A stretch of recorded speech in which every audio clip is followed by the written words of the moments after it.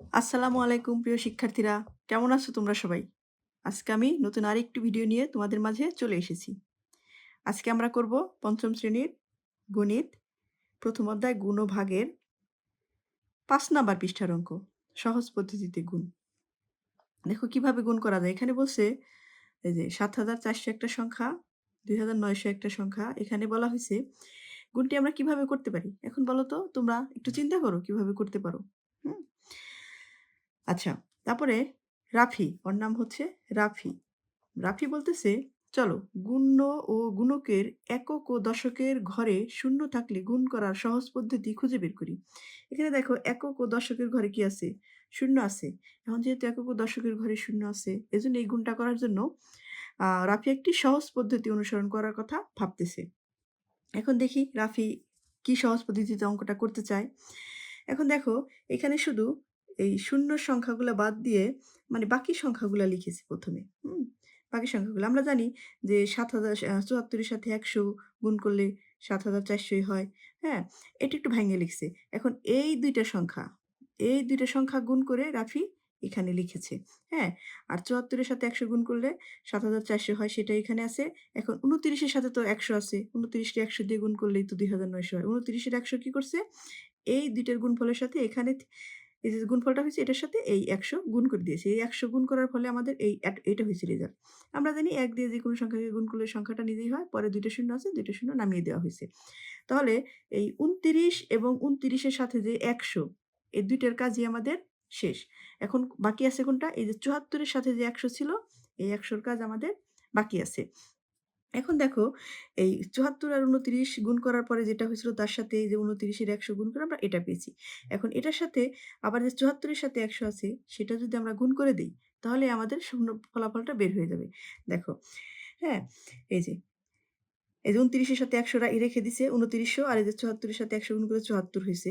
৭৪০০ এখন এইখানে কিন্তু আর ১০০ রাখি নাই। আবার নতুন করে ১০০ দিয়ে এখানে গুণ করা হয়েছে। ৭৪ এর সাথে যেটা ১০০ ছিল। কারণ ২ টার সাথেই তো ১০০ আছে। এখানে একটা ১০০, এখানে একটা ১০০। ১ম এ আমরা এটা দিয়ে গুণ করে এখানে নামানোর পরে ১ম এ একটা ১০০ দিয়ে গুণ করেছি। গুণ করার পরে এখানে রেজাল্ট হইছে। রেজাল্ট হওয়ার পর আরো একটা ১০০ দিয়ে আমরা গুণ করে এটা নামিয়েছি। আর ৭৪০০ আর গুণন হচ্ছে ২৯০০ এই ২ টা গুণ করলে আমাদের এটাই হয়ে যায়। তাহলে ওরা দেখা গেছে যে শূন্যযুক্ত সংখ্যাগুলোকে শূন্যর সাথে একক দিয়ে আলাদা রেখেছে। ৭৪ আলাদা, ২৯ আলাদা রাখার পরে এটাকে ভাঙায় নিছে। ভাঙায় নিয়ে ১০০ গুলোকে আলাদা করে নিছে। তারপরে গুণ করেছে। আচ্ছা, তো এরপরে কি করা যায়? দেখি তো। দেখো, আমরা যে এখানে অঙ্কটা করে দেখলাম, এটা হচ্ছে আমাদের তুলির ধারণা। ওর নাম হচ্ছে তুলি। তুলি বলেছে কি দেখো, ৪র্থ শ্রেণীতে আমরা এরকম গুণ করেছি। ৭,৪০০ গুণন ২,৯০০ এর উত্তরটি বের করতে ৭৪ গুণন ২৯ ব্যবহার করি। যেটা ওরা ব্যবহার করেছে। ৭৪ গুণন ২৯ ব্যবহার করছে।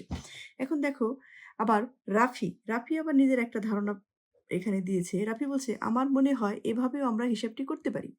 তখন ১ম এ কি করছে দেখো, এই যে ৭,৪০০ রে এই যে ৭৪ গুণন ১০০ এটা দিয়ে ভাগ করে মানে ভাঙাইয়া নিছে আলাদা, আলাদা করে। কারণ আমরা জানি ৭৪ ১০০ দ্বারা গুণ করলে আমাদের এটাই হবে। আবার ২৯ টেও এই যে ২৯ এর সাথে ১০০ গুণ করলে ২,৯০০ হয়। সেটা আমরা জানি। এটা ভাঙাইয়া নিছে। ২ টাকেই ভাঙাইয়া নিছে আলাদা, আলাদা করে। ভাঙানোর পরে কি করছে? এই ১০০ আর এই ১০০ আলাদা গুণ করছে। আর এই ২৯ আর হচ্ছে এই ৭৪ এই যে আলাদা গুণ করছে। ঠিক আছে? ২৯ আর ৭৪ গুণ করে আমাদের হয়েছে ২,১৪৬ আর ১০০ গুণ করলে আমাদের ১০,০০০ হয়। কারণ এককে ১, শূন্য আছে আমাদের ১, ২, ৩, ৪ টা শূন্য আমরা এখানে বসিয়ে দিয়েছি। এখন দেখো আমরা জানি ১ এর সাথে শূন্যযুক্ত সংখ্যা দিয়ে যেকোনো সংখ্যাকে গুণ করা খুবই সহজ। শুধুমাত্র এই ১ দিয়ে সংখ্যাটাকে আগে গুণ করতে হবে। কারণ ৬ একে ৬, ৪ একে ৪, ১ একে ১, ২ একে ২। ১ এর কাজ শেষ। এখন কয়টা শূন্য আছে? ১, ২, ৩, ৪ টা শূন্য আমরা এখানে বসিয়ে দিব।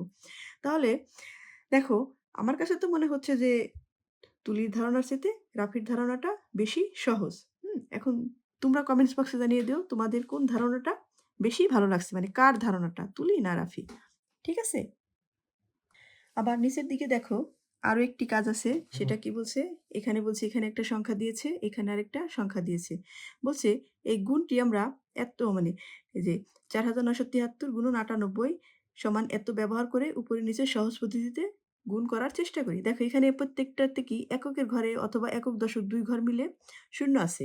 এখন ওরা কি করছে? এই শূন্যগুলা বাদ রেখে শুধু সংখ্যাগুলাকে আগে গুণ করার ধারণা নিয়ে গুণ করে তারপরে অঙ্কটা করার চেষ্টা করছে সহজ পদ্ধতিতে, উপরে নিচে ব্যবহার করে। এখন দেখো, ১ম এ আমরা এই সংখ্যাটাকে লিখেছি এখানে। লেখার পরে নিচে এই সংখ্যাটাকে লিখেছি। লেখার পরে ওরা কি করছে? শূন্যগুলোকে আলাদা রেখে দিছে। শুধু সংখ্যার সাথে সংখ্যা গুণ করছে। দেখো, ৩ ৮ ২৪ ৪ হাতে আছে ২, ৭ ৮ ৫৬ আর ২ হচ্ছে ৫৮ ৮ হাতে আছে ৫, ৮ নং ৭২ আর পাশে হচ্ছে ৭৭ এর ৭ হাতে আছে ৭, তারপর কি ৪ ৮ ৩২ আর সাথে হচ্ছে ৩৯। এখন এটার কাজ শেষ। হ্যাঁ, এই ঘরে এজন্য আমাদের শূন্য। এখন ৯ দিয়ে ৩ রে। ৩ নং ৮৭ এর ৭ হাতে আছে আমাদের কত? ২। তারপরে ৭ নং ৬৩ আর ২ এ ৬৫ র ৫ হাতে আছে আমাদের ৬, ৯ নং ৮১ আর ৬ হচ্ছে ৮৭ ৭ হাতে আছে আমাদের ৮, ৪ নং ৩৬, ৩৬ আর ৮ যোগ করলে ৪৪ হয়। তাহলে এই সংখ্যা দেওয়া শুধু সংখ্যা। শূন্য ছাড়া শুধু সংখ্যা দিয়ে সংখ্যাকে আমাদের গুণ করা শেষ। এখন কি করব? যোগ করে নামিয়ে দিব। ৪ আর ০ যোগ করলে ৪, ৮ আর ৭ যোগ করলে ১৫, ১৫ র ৫ হাতে আছে আমাদের ১, ৭ আর ১ এ ৮, ৮ আর ৫ ১৩, ৩ হাতে আছে আমাদের ১। তারপর কি ৯ আর একে ১০, ১০ আর ৭ ১৭ ৭ হাতে আছে ১, ৩ আর একে ৪, ৪ আর ৪ ৮, ৪ অক্ষে ৪। দেখো, শূন্য ছাড়া হচ্ছে এই সংখ্যাগুলো আমাদের হয়েছে। এখন এখানে কয়টা শূন্য ছিল আমাদের? ১, ২, ৩। ৩ টা শূন্য ছিল, এই দেখো এরো চিহ্ন দিয়ে শূন্যগুলোকে নিচে নামিয়ে দিয়ে তোমাদের বুঝিয়ে দিয়েছি।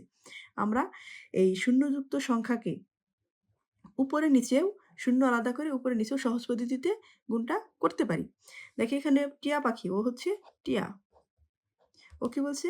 গুণ্য ও গুণকের শেষে মোট ৩ টি শূন্য আছে। তাই গুণফলের শেষে ৩ টি শূন্য বসবে। এই যে দেখো, সংখ্যা দিয়ে সংখ্যাকে গুণ করে আমাদের কি হয়েছিল? এই পর্যন্ত হয়েছিল। এখন যেহেতু সংখ্যাগুলোর শেষে ২ টা সংখ্যা মিলে গুণ্য আর গুণক মিলে কয়টা শূন্য? ৩ টা শূন্য আছে। এজন্যই গুণফলের শেষে আমরা কি বসিয়ে দিয়েছি? ৩ টা শূন্য বসিয়ে দিয়েছি। হ্যাঁ? তাহলে আমাদের এটাই হয়েছে মোট গুণফল। দেখছো? এটাই হচ্ছে সহজ পদ্ধতিতে উপরে নিচে গুণ। ঠিক আছে বন্ধুরা, আজকের মতো এ পর্যন্তই। আগামী ক্লাসে আমরা এই যে ১ নাম্বার আছে, ১ নাম্বারে যে গুণ করি, এই যে সহজ পদ্ধতি অনুসরণ করে এখানে যে গুণগুলো দেখিয়েছি, এই পদ্ধতি অনুসরণ করে আমরা এই নিচের অঙ্কগুলো সমাধান করব। ঠিক আছে? সবাই ভালো থেকো। আর অবশ্যই আমার এই পেজটিকে সাবস্ক্রাইব করতে ভুলবে না। আল্লাহ হাফেজ।